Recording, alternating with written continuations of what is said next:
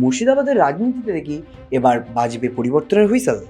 বহরমপুরের জেলা প্রশাসনিক ভবনে কর্মী সমর্থকদের বিশাল ভিড় নিয়ে মনোনয়নপত্র জমা দিলেন রেজিনগর বিধানসভা কেন্দ্রের হেভিওয়েট প্রার্থী তথা আমজনতা উন্নয়ন পার্টির চেয়ারম্যান হুমায়ুন কবির।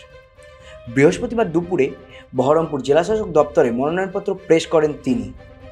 আর মনোনয়নপত্র জমা দেওয়ার পরেই প্রকাশ্যে এলো তার নির্বাচনী প্রতীক। এবার হুমায়ুন কবিরের হাতিয়ার হুইসেল।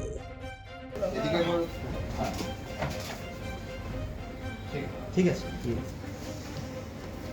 তার যিনি প্রপোজার বিয়ে মোট 5 জন হবে। আগে হবে এসছে 5 জন আর আমরা 2 জন 7 জন আবার না চালা আমি যাব থাকলে ভালোই হতো। গল্প জন হ্যাঁ হ্যাঁ সবাই আছে সঙ্গে সঙ্গে তোমরাই রুটি দাও সেটিং হয়ে গেল।